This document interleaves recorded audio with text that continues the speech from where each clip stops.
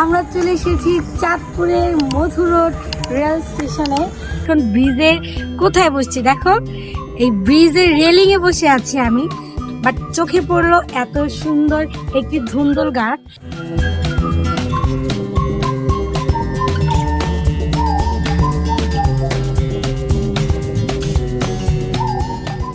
আমার সবচেয়ে ভালো লাগছে এই জায়গাটার নাম মধু রোড।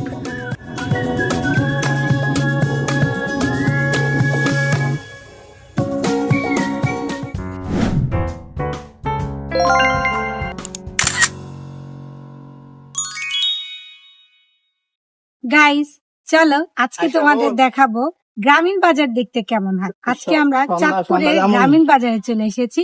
আজকে ঘুরে ঘুরে দেখাবো একটি গ্রামীণ বাজার দেখতে কেমন হয় আর ভিতরে কি কি থাকে। চলো। আমার নানা বাসা থেকে বাজারটা একটু দূরে, বাট হেঁটে হেঁটেও বাজারে যাওয়া যায়। গ্রামের বাজারগুলো অনেকটা শহরের বাজারের মতো হয় না, এইখানে শহরের মতোই অনেক কিছুই পাওয়া যায়। তোমাদের জন্য আমরা পুরো বাজারটা ঘুরে দেখানোর চেষ্টা করেছি। বাজারের মধ্যে গিয়ে দেখলাম মোটামুটি অনেক ধরনের জিনিসই এই বাজারের মধ্যে আছে। বাজারে আসার মেইন উদ্দেশ্য হলো নানির জন্য পান নিতে হবে। দেখো গাইস, এখানে কিন্তু বাচ্চাদেরও অনেক সুন্দর সুন্দর ব্যাগ রয়েছে। একটু তো যেতেই না দেখি গরম গরম জিলাপি ভাজা হচ্ছে। ট্রাস্ট মি, আমার কিন্তু গরম গরম জিলাপি অনেক বেশি ভালো লাগে। তাড়াতাড়ি দেরি না করে এক পিস জিলাপি আমি খাওয়ার জন্য নিয়ে নিয়েছি। জিলাপির সাথেও এখানে অনেক ধরনের মিষ্টিও বিক্রি করছে আঙ্কেল। আবার এর সাথে কিন্তু ভাজা পোড়া আইটেমও রয়েছে, মানে অল ইন ওয়ান একটা দোকান। হাঁটাহাঁটি করতে করতে পুরো বাজারটা আমাদের অনেক বেশি তৃষ্ণা লেগে গিয়েছিল, এজন্য আমি একটা কোক নিয়ে নিয়েছি। পানির বদলে কোকই নিলাম, কারণ আমার কোকটা বেশি ভালো লাগে। গাইস, ঘুরতে ঘুরতে যা বুঝলাম, আমাদের মহামায়া বাজার কিন্তু আসলেই অনেক বড়। ভিতরে না গেলে আসলে বোঝা যাবে না। বাজারের মধ্যে এত ঘোরাঘুরি করলাম, বাট কিছুই কিনলাম না। এটা কি হলো? এসে পড়েছি একটি কাঁকড়া নেওয়ার জন্য। আমার মাথার কাঁকড়াটা আমি বাসায় রেখে এসেছি, আর এত বেশি গরম লাগছিল, ভাবলাম এখান থেকে একটা কাঁকড়া নিয়ে নেই। কিন্তু কাঁকড়া যে কোনটা নিব এইটার ডিসিশনই আমি নিতে পারছিলাম না। অবশেষে একটা কাঁকড়া পরে নিয়েছিলাম। গাইস, আমাদের মহামায়া বাজার তোমাদের সম্পূর্ণ দেখিয়ে দিলাম। এটা হচ্ছে আমার নানার বাড়ি চাঁদপুর মহামায়া বাজার। এখানে মূলত মানুষ বাজার করে। এখন আমরা বের হয়ে আরেক সাইডে যাব ঘোরার জন্য। বাট চোখে পড়লো এত সুন্দর একটি ধুন্দল গাছ। গাছটি একদম বড় গাছের সাথে মিশে অনেক উঁচু পর্যন্ত চলে গিয়েছে। আবার নতুন নতুন নতুন নতুন ধুন্দলও ধরেছে। এর জন্য খুবই ভালো লেগেছে গাছটা, তাই ভাবলাম তোমাদেরও দেখিয়ে দিই। গ্রামে আসলে তো এই জিনিসটাই সবচেয়ে বেশি ভালো লাগে, এই সবুজ সবুজ সবজি।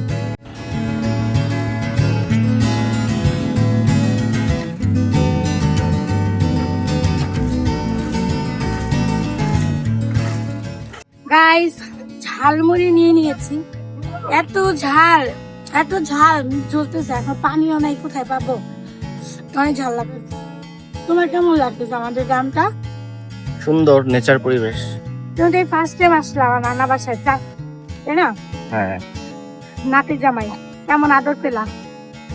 হ্যাঁ, জামাই হিসাবে তো যেরকম আদর পাওয়া উচিত সেরকমটাই পেয়েছি।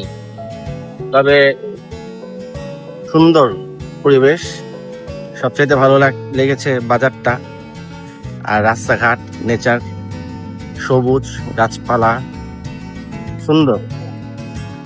আর এখন যাচ্ছি হচ্ছে রেলওয়ে স্টেশন, নাকি দেখতে অনেক সুন্দর। তো যাই, চলো দেখি এটা কেমন লাগে। হ্যাঁ, সবাই বলে এখানে রেল স্টেশন কিন্তু অনেক সুন্দর।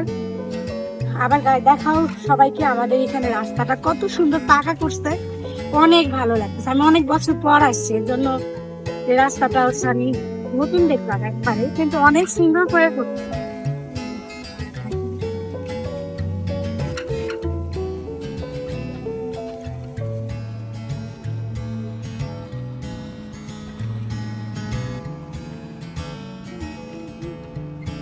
আমরা হাঁটতে হাঁটতে একদমই টায়ার্ড হয়ে গিয়েছি। আমি এখন ব্রিজের কোথায় বসছি দেখো, এই ব্রিজের রেলিং এ বসে আছি আমি। বাট এই সানসেটটা দেখতে অনেক বেশি সুন্দর লাগতেছে। আমরা এখন স্টেশনের ওই দিকটাতে যাব।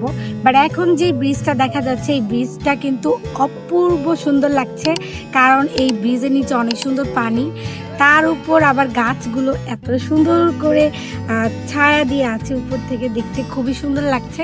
আমরা এখন স্টেশনের দিকে যাব। আর এদিক থেকে দেখা যাচ্ছে ওই স্টেশনের যে ব্রিজটা, ওই দিক দিয়ে মূলত স্টেশনের রেলগাড়িগুলো যায়। আমরা এখন ওই দিকটাতেই যাব। চলো।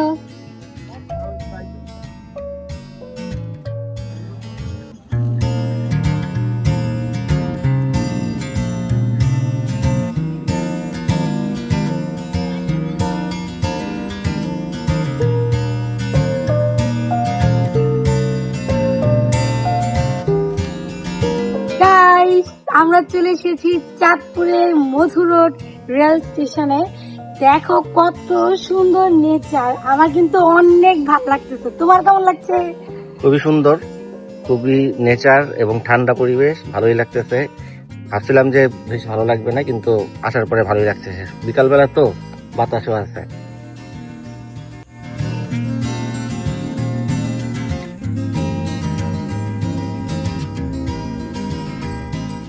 সবাই কেমন লাগলো আমাদের এই চাঁদপুরে এই জায়গাটা? আমি অনেক দিন পর এই জায়গাতে এসেছি, আমার হাজবেন্ডকে নিয়ে এই প্রথমবার এসেছি। ওর ফিলিংস কেমন আপনারা তো জানতেই পারলেন যে ওর ফিলিংসটা কেমন। ওর কাছেও নাকি জায়গাটা অনেক ভালো লেগেছে। ভালো লাগারই কথা, কারণ চাঁদপুরের মানুষ থেকে শুরু করে জায়গা সবই তো ভালো লাগার জিনিস, তাই না? আমার সবচেয়ে ভালো লাগছে এই জায়গাটার নাম মধু রোড। খুবই অদ্ভুত এবং আনকমন মধু রোড, এবং এই রেল স্টেশন নামও মধু রোড রেল স্টেশন। অদ্ভুত, আর পৃথিবীতে আরো অদ্ভুত অনেক অনেক জিনিস আছে, এর মধ্যে মধু রোড নামটা তো অতটা অদ্ভুত না, কিন্তু সুন্দর।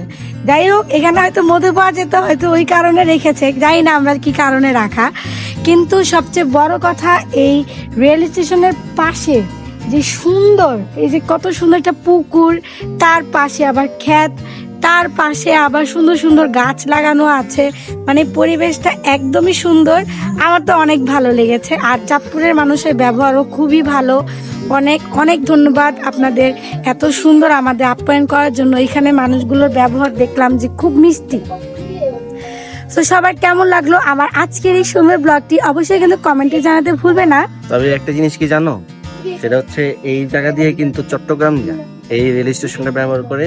হ্যাঁ, চট্টগ্রাম থেকে তো আমার খালারাই আসে, আমি চাই না আমার খালারা তো চিটাগাং, তুমি জানো না? ঢাকা থেকে চাঁদপুর হয়ে চট্টগ্রামগামী রেলটাই এই স্টেশন হয়ে যায়, আর এই স্টেশনটা হচ্ছে চাঁদপুরে অবস্থিত মধু রোড। আচ্ছা, তাহলে আজকের ব্লগটা আমরা এখানেই শেষ করি, তাই না?